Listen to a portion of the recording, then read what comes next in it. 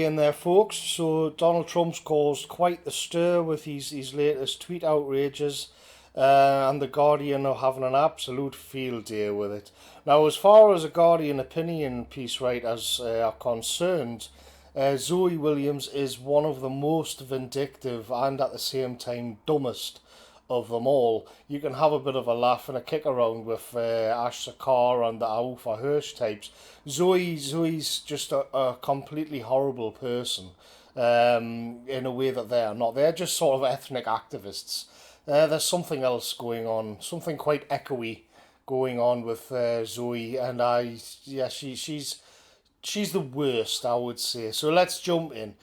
Trump's fantasy is clear: the US as home for whites fleeing Europe. So this is a funny take on it. She's added another dimension of it here. She's adding a dimension of white nationalism on. Zoe's actually been doing some thinking about the world, everybody. Isn't that nice? Go home, he says to Democrat Congresswomen. Meanwhile, on this side of the Atlantic, he tries to stoke fears about Muslims. Aha! What's going on? What have you been doing here? What are you trying to wrap your little brain around here, Zoe? So then, why don't they go back and help fix the totally broken and crime-infested places from which they came? So this is what Donald Trump said, and then she's going to sort of outline what she's doing there is to say, well, they were born. She's become a civic nationalist, but I'm going to get back to that at the end. And then there's only one of them that's actually been born outside. So then the meat of it, there's a straightforward, it's just straightforward race hate. American commentators are asking, should we be saying Trump has been racist, or to be precise, Trump has been racist again? In fact, the shock factor of an openly bigoted leader on the world stage really belongs to another age. We have known for a long time that Trump distinguishes between races in essentialist and nonsensical ways that somehow always seem to work out better for you if you're white, whereupon you're most likely not a rapist, not a criminal, not a terrorist. Now, here's the thing, Zoe. You're playing with fire here, darling, because if you're going to jump in with both feet on this narrative, you're gonna end up looking like, well, you're gonna end up looking like the fucking moron that you are. Let's see how this plays out. Are you gonna go for this? Are you gonna up the ante on this one? Are you, Zoe? Because we've got evidence. Careful now, careful. Is she? Well, let's find out. Close observers of the far right, its obsessions, its deliberate falsehoods, its hot-button issues have noted for some time that race always supersedes nationalism. That's basic biology, you fucking mong. We've been trying to tell you that for years, that it doesn't matter if you have a passport or a certificate from the government, that basic biology determines kinship. But, well, that's hate. That's hate, and you shut it down, so here we are. As the House Speaker Nancy Pelosi said, "Make America great again" really means make America white again. Partly underpinning this is a new fantasy. Oh, we're going to get into this is the Guardian conspiracy theory. It's a new fantasy of the US as a white settler state, seeking even greater purity itself and readiness for its role as a homeland for white people fleeing Muslim Europe. So hang on, let us just interrupt you for a second there, because is there many people in Europe who think Europe's becoming so Islamified that they're going to have to run for it? And they're hoping that maybe America holds the line. They're hoping that America could be a bolt hole for white people in the future. Because, you see, if that is a common idea, if people are talking about that in their workplaces and in pubs, shouldn't you be considering that? Shouldn't you be taking that seriously? Shouldn't you be saying, hey, you know what it is? There's an absolute ton of people, and they think that they're gonna have to flee to America, or they're just generally looking at a map of the world for a safe haven. Instead, what you've done is dismiss all of this as, well, a conspiracy theory. So, and hate and racism, and you're looking for ways to shut it down. I mean, there's certain memes and ideas on the internet that are being purged. So you don't know anymore if that is that common, because you've censored it. So you're not really very nice people, are you? This is at the root of Trump's fixation with the London Mayor Sadiq Khan, the president's insistence and that of his supporters that the British capital is full of no-go areas where, according to one comically lurid Twitter imagination over the weekend, this is where Zoe's gonna fuck right up. Kebab shop owners will murder you and feed you to their customers, according to one comically lurid Twitter imagination over the weekend. Comically lurid Twitter imagination over the weekend. Kebab shop owners will murder you and rape you and feed you to their customers. Is comically lurid and a work of the imagination, is it, Zoe? You fucking look at that. It took me 4 seconds. 4 seconds to find that. Why didn't you look for that, Zoe? Why have you never reported on it? Why have you called that? Is this a joke? She gets chopped up and put in kebabs. It didn't really happen. It's just your imagination. This is why you people are so utterly despised. You understand? You understand why I make these videos? Because it's cathartic to get it out of the system, and people like to watch a video where you're exposed for being the lying, hateful bastards that you are. Other myths attach to other parts of Europe. Chancellor Merkel's refugee policy in Germany generated thousands of rapes in a single night. So this is another myth. All right.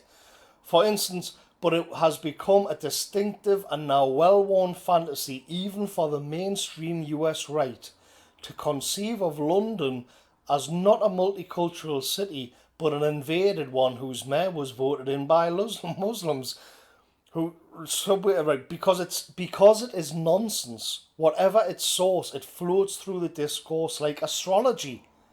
Just because there are people who believe that rubbish doesn't mean it need detain the rest of us, because this is the idea that, for example, I don't know, a headline that the Independent carried, that because those refugees sexually assaulting like thousands of German women, is that in one night that it actually did happen, and pricks like these covered it up at the time, and now 3 years later, going for 4 years later.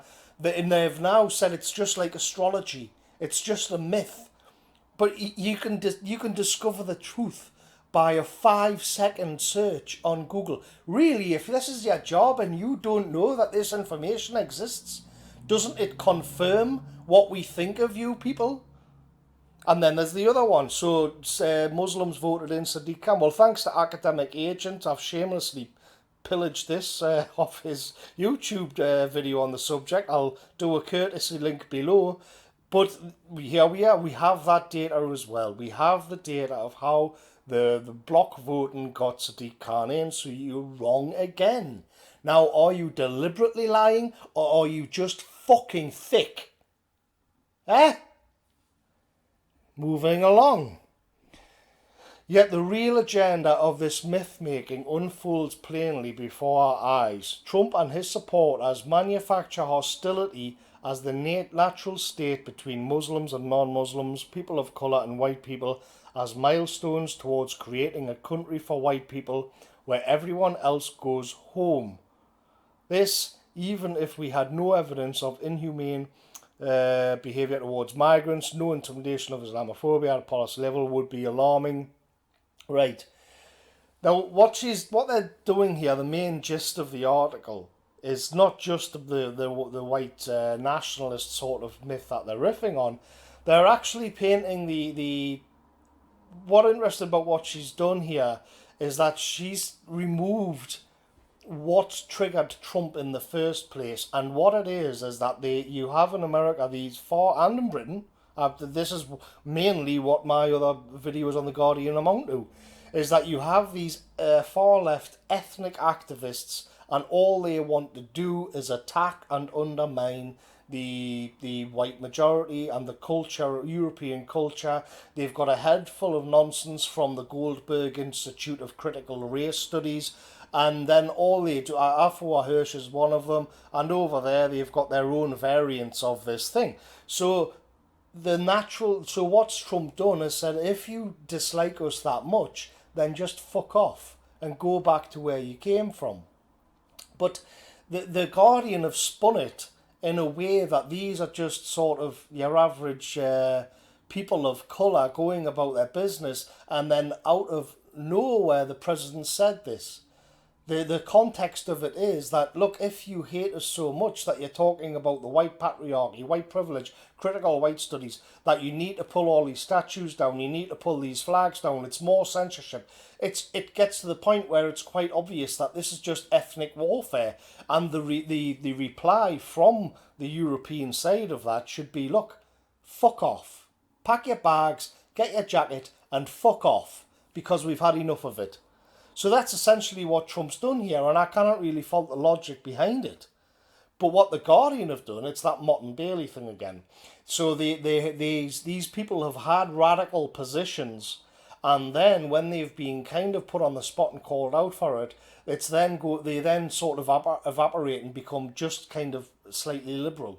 Oh, hey, look at this. They're just people of colour going about their business. They love America as much as everybody else. So that radicalism suddenly disappears. And the funny thing about it is, the Guardian is an absolute vanguard of this anti-white wave. And all you can do, you go straight onto Google, which it seems the Guardian can't use. But you go onto Google and you can see straight away that all you have to do is put white privilege in the search bar, and the first lot comes up straight away. So the Guardian itself is doing this. And then it's the Mott and the Bailey tactic, where their radical positions are down in the Bailey, and then is it the other way around? I forgot. But the point is, their radical positions are there down in the bottom, where it's vulnerable, and then when they're called out on that, they have to retreat to the secure position, and that's what they're doing after Trump's tweets. But as usual, it's just pure disinformation and lies. And the fact that there's serious issues which they just call a myth tells you everything, absolutely everything you need to know about how vile and disgusting these people really are. So the overall effect this has is, if you're out walking in the countryside and it's a nice summer's day, we've got summer here, I've been out in the fields and stuff with the dog, and you get these sort of swarms of shit flies buzzing around your face, and then when you turn around and you try to swat them, they fly away and they disperse. And then when you try to carry on walking again, the swarm comes back and reforms itself, and the shit flies buzz around your head again. And then you try to swat them, and then they disperse, and that's kind of how these pricks operate.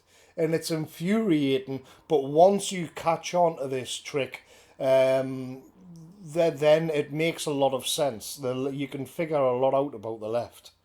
So I'll catch you next time, folks. See you later.